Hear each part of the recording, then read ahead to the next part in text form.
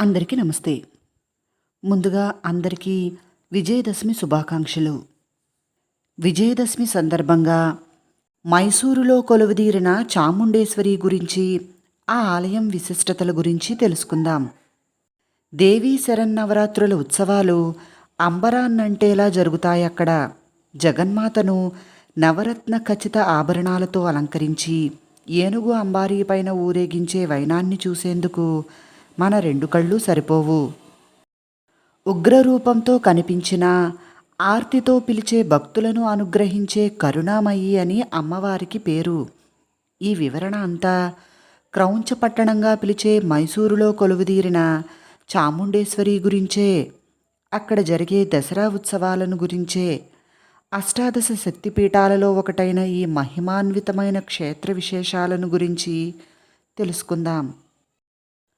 చాముండేశ్వరీదేవి చాముండి కొండలపైన కొలువుదీరి కర్ణాటక ప్రజలను కాపాడే అమ్మగా పూజలు అందుకుంటున్న జగజ్జనని. దుర్గగా, పార్వతిగా, మహిషాసుర మర్దినిగా పిలిచే ఈ తల్లి ఉగ్రరూపమైన, నమ్మి కొలిచే భక్తులకు సకల శుభాలను కలిగిస్తుంది. మైసూరు మహారాజుల ఇలవేల్పుగా పూజలు అందుకునే చాముండేశ్వరీదేవి ఆలయం మైసూర్ ప్యాలెస్కు 13 కిలోమీటర్ల దూరంలో ఉంటుంది. అష్టాదశ శక్తిపీఠాలలో ఒకటిగాను పిలిచే ఈ క్షేత్రాన్ని మొదట హొయసల రాజులు నిర్మిస్తే, ఆ తర్వాత విజయనగర రాజులు గోపురాన్ని కట్టించారట. మైసూరు మహారాజులు వచ్చాక ఆలయాన్ని అభివృద్ధి చేశారని, పలు సందర్భాలలో అమ్మవారికి వివిధ రకాల ఆభరణాలను అర్పించారని చెబుతారు. ఈ కొండలపైన జగన్మాత కొలువుదీరటం వెనకాల దేవీ భాగవతం ఏమి చెబుతుందంటే, ఒకప్పుడు ఈ ప్రాంతాన్ని మహిషాసురుడు అనే రాక్షసుడు పాలించేవాడు. మహిషం అంటే దున్నపోతు అని అర్థం. అలా ఈ ఊరికి మహిషాసురణ ఊరు, మహిషూరు అనే పేరు వచ్చి క్రమంగా అదే మైసూరుగా మారింది. అలా ఈ ప్రాంతాన్ని పాలించిన మహిషాసురుడు పురుషుల నుంచి మరణం లేకుండా వరం పొంది దేవతలపైన దండెత్తాడు. అసురులకు, దేవతలకు జరిగిన యుద్ధంలో దేవతలు ఓడిపోయారట. ఆ తర్వాత దేవతలంతా తమ శక్తులను జగన్మాతకు ప్రసాదించటంతో అమ్మవారు దుర్గరూపంలో ఆయుధాలను దాల్చి మహిషుడిపైన యుద్ధానికి వెళ్ళింది.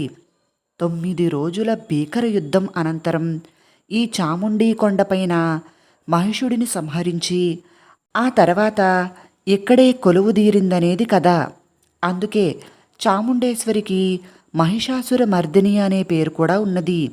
అదేవిధంగా జగన్మాత చండ, ముండ అనే అసురుల్ని సంహరించటం వల్ల దేవిని చాముండేశ్వరిగా పిలుస్తున్నారని దేవీ మహత్యం, మార్కండేయ పురాణాలు పేర్కొంటున్నాయి. ఆ ఉగ్రరూపంతోనే అమ్మవారు దర్శనం ఇవ్వటం బహుశా ఇక్కడే కనిపిస్తుందేమో. ఇక లంకాయాం శాంకరీదేవి, కామాక్షి కాంచికాపురే, ప్రద్యుమ్నే శృంఖలాదేవి, చాముండి క్రౌంచపట్టనే అంటుంది అష్టాదశ శక్తిపీఠ స్తోత్రం. అంటే చాముండేశ్వరి ఆలయం అష్టాదశ శక్తిపీఠాలలో 4వ శక్తిపీఠంగానూ గుర్తింపు పొందింది. పురాణాల ప్రకారం దక్షుడు యజ్ఞం నిర్వహిస్తూ తన కుమార్తె అయిన సతీదేవిని, శివుడిని ఆహ్వానించలేదట. అయినా కూడా ఆ యజ్ఞానికి వెళ్ళిన సతీదేవి తండ్రి చేతిలో అవమానానికి గురై ఆగ్రహించి అగ్నికి ఆహుతి అయింది. అది చూసి సహించలేని శివుడు సతీదేవి శరీరాన్ని భుజాన వేసుకుని విలయతాండవం చేశాడు. దానికి ముల్లోకాలు అల్లకల్లోలం కావటంతో విష్ణుమూర్తి తన సుదర్శన చక్రంతో దేవి శరీరాన్ని ఖండించాడు. ఆ శరీర భాగాలే వివిధ ప్రాంతాలలో పడి శక్తిపీఠాలయ్యాయి. వాటిలో సతీదేవి శిరోజాలు చాముండి కొండపైన పడ్డాయని అంటారు. అలా కొండపైన కొలువుదీరిన అమ్మవారిని దర్శించుకోవాలంటే సుమారు 1000 మెట్లు ఎక్కాల్సి ఉంటుంది. దాదాపు 800 మెట్లు చేరుకున్నాక 15 అడుగుల ఎత్తులో నంది విగ్రహాన్ని, దానికి ఎదురుగా శివాలయాన్ని దర్శించుకోవచ్చు. ఇది దాటి కొండపైకి చేరుకున్నాక 7 అంతస్తుల గోపురం పసిడి వర్ణంలో కనిపిస్తూ భక్తులను ఆకట్టుకుంటుంది. అది దాటి లోపలికి వెళ్ళే భక్తులకు 8 చేతులతో ఆయుధాలను పట్టుకుని కూర్చున్న భంగిమలో దర్శనమిస్తుంది చాముండేశ్వరి. సాధారణంగా దేవీ శరన్నవరాత్రులనగానే అమ్మవారిని నవదుర్గలుగా అలంకరించి పూజించటం ఆలయాల్లో మామూలే. చాముండేశ్వరి ఆలయంలో మాత్రం ఆ అలంకారాలతో పాటు నిర్వహించే ప్రత్యేకమైన వేడుకల్ని కూడా చూసేందుకు భక్తులు ఎక్కడెక్కడి నుంచో మైసూరుకు చేరుకుంటారు. నాడహబ్బగా పిలిచే ఈ వేడుకల్లో సాంస్కృతిక కార్యక్రమాలు, మల్లయుద్ధ పోటీలు, టపాసుల్ని పేల్చటం, బొమ్మల కొలువులు, ప్రత్యేక కవాతులు, ఇలా ఒకటేమిటి ఎన్నెన్నో కార్యక్రమాలు కన్నుల పండుగగా జరుగుతాయి. ముఖ్యంగా విజయదశమి నాడు చాముండేశ్వరి ఉత్సవ విగ్రహాన్ని బంగారు పల్లకీలో ఉంచి ఏనుగు అంబారీ పైన ఊరేగించే తీరును చూడాల్సిందే. జంబూ సవారీగా పిలిచే ఈ ఊరేగింపునకు కొనసాగింపుగా ఒంటెలు, గుర్రాలు, ఇతర ఏనుగుల సవారీ ఎంతో వైభవంగా సాగుతుంది. ఒక్క మాటలో చెప్పాలంటే మైసూరు వాసులంతా ఈ వేడుకల్లోనే ఉంటారనటంలో ఎటువంటి ఆశ్చర్యం లేదు. నవరాత్రుల సమయంలో కొందరు స్థానికులు లోక కళ్యాణార్థం దేవీ మహత్యాన్ని, రామాయణాన్ని పఠించటం కొసమెరుపు. స్వర్ణాభరణాలతో దర్శనం. శరన్నవరాత్రుల్లో చాముండేశ్వరికి సమర్పించే ఆభరణాలకు ఒక చరిత్ర ఉంది. ఒకప్పుడు ఈ ప్రాంతాన్ని పాలించిన ముస్లిం రాజైన హైదర్ అలీ చాముండేశ్వరికి ఆభరణాలు, పట్టు వస్త్రాలు సమర్పించాడట.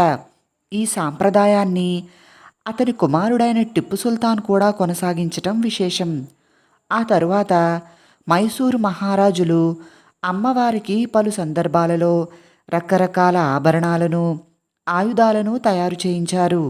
వాటన్నింటినీ నవరాత్రి 7వ రోజున పోలీసు బందోబస్తు మధ్యన దేవస్థానానికి తీసుకువస్తారు. దసరా పండుగ ముగిసిన దాదాపు 10 రోజుల తర్వాత మళ్ళీ వాటిని అంతే బందోబస్తుతో ఖజానాకు తరలించి భద్రపరుస్తారు. వీటిల్లో రత్నఖచిత త్రిశూలం, పాశుపతాస్త్రం, ఖడ్గం వంటి ఆయుధాలతో పాటుగా పచ్చల హారాలు, ముత్యాల నగలు వంటివెన్నో ఉంటాయి. ఏడాదికి ఒకసారి మాత్రమే అలంకరించే ఈ ఆభరణాలను, అమ్మవారి సుందరమైన రూపాన్ని చూడటాన్ని ఒక అదృష్టంగా భావిస్తారు భక్తులు. కోట్ల రూపాయలు విలువ చేసే ఈ ఆభరణాలను, ఆయుధాలను తీసుకురావటం మొదలుకుని అలంకరించటం వరకు అన్నింటినీ వీడియో రూపంలో రికార్డు చేయటం గమనార్హం.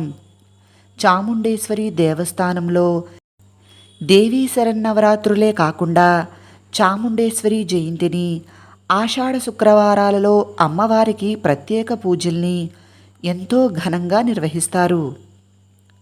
మైసూరు దసరా ఉత్సవాల కోసం ఆగస్టు నుంచే ఏర్పాట్లు జరుగుతాయి. ముఖ్యంగా వివిధ ప్రాంతాల నుంచి ఏనుగుల్ని రప్పించి వాటి వ్యవహార శైలి, ఎత్తు, బరువు, నడక తీరు ఇలా అన్నింటినీ గమనిస్తారు. ఆ తర్వాత మావటి వాళ్ల సహాయంతో వాటికి ప్రత్యేక శిక్షణను అందిస్తారు. అంతేనా, వాటిని ఉంచేందుకు ప్రత్యేక శిబిరాలను కూడా ఏర్పాటు చేస్తారు. ఇక రాగి ముద్ద, ఉలవలు, మినుములు, గోధుమలు, అన్నం, కూరగాయలు ఇలా వాటికి మాంసకృత్తులు, ఎక్కువ క్యాలరీలు అందేలా ప్రత్యేక డైట్ కూడా ఉంటుంది. అధిక బరువున్న వాటి చేత వ్యాయామాలు చేయించటం, రోజు కాసేపు నడిపించటం వంటివన్నీ ఈ శిక్షణలో భాగమే. ఈ సంవత్సరం 14 ఏనుగులు ఈ జంబో సవారీలో పాల్గొంటున్నాయి. విన్నారుగా క్రౌంచ పట్టణంలో కొలువుతీరిన చాముండేశ్వరి ఆలయ స్థల పురాణ విశిష్టతల గురించి. క్రౌంచ పట్టణంలో కొలువుతీరిన చాముండేశ్వరి దేవి ఆలయం యొక్క స్థల పురాణము విశిష్టతల గురించి అవకాశం ఉన్నవారు అందరూ ఈ దేవిని దర్శించుకుని ఆ జగన్మాత కృపా కటాక్షాలు పొందాలని మనస్ఫూర్తిగా కోరుకుంటున్నాను. విన్నందుకు అందరికీ చాలా చాలా థ్యాంక్స్.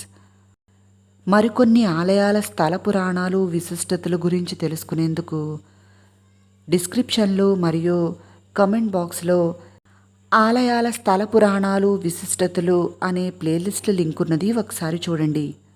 ధన్యవాదములు. మీ ప్రసన్న.